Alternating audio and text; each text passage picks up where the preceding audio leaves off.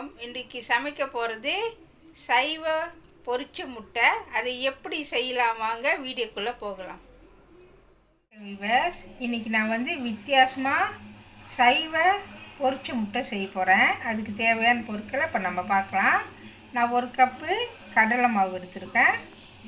அரிசி மாவு 2 கரண்டி, பெரிய வெங்காயம் 1 சின்ன சின்னதாக கட் பண்ணி வச்சுருக்கேன், கொஞ்சமாக கருவேப்பிலை, 1 பச்சை மிளகா, அரை பட்டை மிளகா எடுத்துருக்கேன், அதை சின்ன சின்னதாக கட் பண்ணி வச்சுருக்கேன்.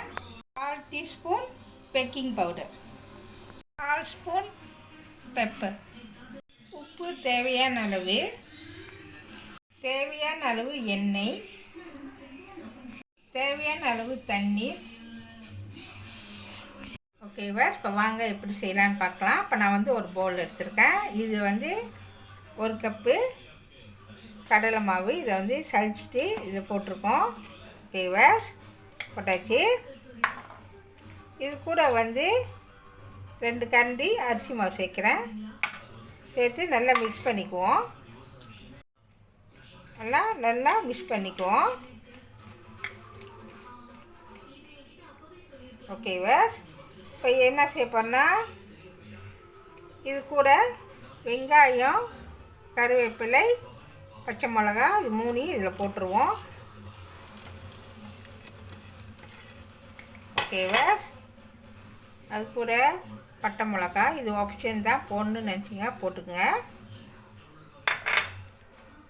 கடலை மாவில் ஏற்கனவே உப்பு இருக்கும், அதனால் கொஞ்சம் கவனமாக போட்டுக்குங்க. கொஞ்சமாக போட்டுட்டு அப்படி உப்பு பத்தலைன்னா டேஸ்ட் பண்ணிக்கோங்க. ஓகேவா, எல்லாத்தையும் நல்லா மிக்ஸ் பண்ணணும். ஓகேவா, இப்போ எல்லாத்தையும் நான் மிக்ஸ் பண்ணிட்டேன். இது கூட நான் பேக்கிங் பவுடர் போடுறேன். இது கொஞ்சம் லேசாக உப்புறதுக்காக போடுறேன். அப்படி உங்களுக்கு வேணான்னா பிரச்சனை இல்லை. இது போட்டால் கொஞ்சம் லேசாக உப்பும். எல்லாத்தையும் மிக்ஸ் பண்ணிக்கோங்க. ஓகேவா, நல்லா மிக்ஸ் பண்ணியாச்சு. இப்போ நம்ம என்ன செய்ய போகிறோன்னா, கொஞ்சமாக தண்ணி ஊற்றி நம்ம கொஞ்சம் கொஞ்சமாக மிக்ஸ் பண்ணோம். ரொம்பவும் தண்ணி ஊற்றிடாதீங்க. இது ரொம்பவும் தண்ணியாக இருக்கக்கூடாது, ரொம்பவும் கட்டியாக இருக்கக்கூடாது, கணக்கான இருக்கணும். ஓகேவா, நல்லா மிக்ஸ் பண்ணி விடுங்க.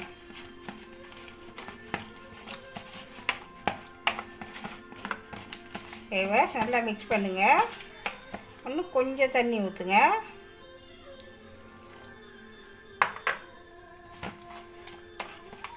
ஓகேவா, இப்போ பாருங்கள், நல்லா மிக்ஸ் பண்ணிட்டேன்.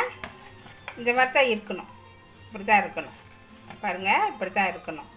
அப்போ தான் ஆம்லெட் செய்கிறப்ப சின்னங்க இருக்கும். ஓகேவா, இதை நம்ம என்ன செய்யணும்னா, ஒரு 2லேருந்து 3 நிமிஷம் கொஞ்ச நேரம் மூடி வைப்போம். அதுக்கப்புறம் நம்ம செய்வோம். ஓகேவா, இப்போ பாருங்கள் 3 நிமிஷம் ஆச்சு. இப்போ வாங்க நம்ம முட்டை பொரியல் எப்படி செய்யலான்னு இப்போ நம்ம பார்க்கலாம்.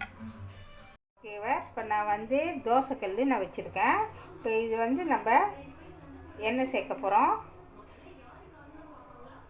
ஓகேவா, எண்ணெய் குறைவாக வேணும்னுங்க எண்ணெய் குறைச்சி ஊற்றிக்குங்க, எண்ணெய் கூட வேணும்னா கூட ஊற்றிக்குங்க, பிரச்சனையே இல்லை. ஓகேவா, இப்போ போட்டாச்சு. இப்போ இது கூட நம்ம என்ன செய்ய போகிறோம்னா, எண்ணெய் நல்லா சூடு ஏறிக்கிட்டு இருக்கு. இப்போ அது கூட நம்ம செஞ்சு வச்ச இந்த சைவ பொரிச்ச முட்டை நம்ம இதில் போட போகிறோம்.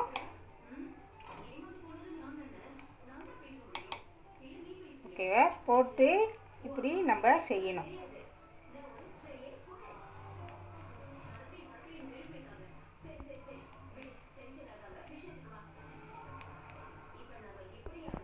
ஓகேவா, இப்போ செஞ்சாச்சு.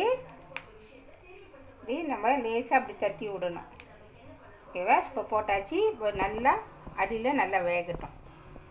இப்போ வெந்துக்கிட்டு இருக்கு. இப்போ நம்ம திருப்ப அது முன்னே நம்ம பெப்பர் தூணும். ஓகேவா, பெப்பர் தூவியாச்சு. இப்போ நம்ம திருப்பி போட போகிறோம். ஓகேவா, இப்போ நம்ம திருப்பி போடலாம்.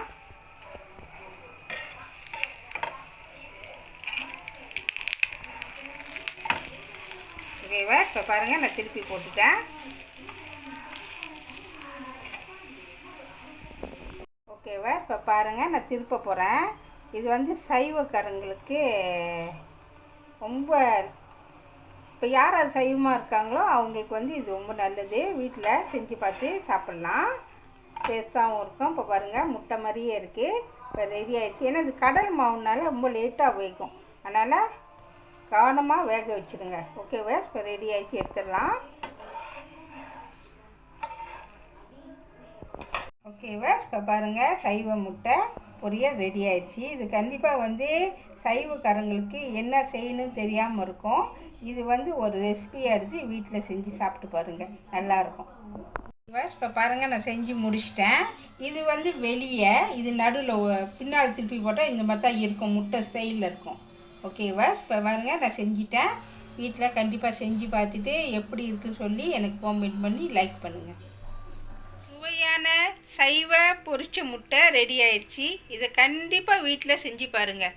இந்த வீடியோ பிடிச்சிச்சின்னா மறக்காமல் லைக் பண்ணுங்கள், ஷேர் பண்ணுங்கள், சப்ஸ்கிரைப் பண்ணுங்கள். பக்கத்தில் உள்ள பெல்லை கிளிக் பண்ணுங்கள். அடுத்த வீடியோ சந்திப்போம். நன்றி, வணக்கம்.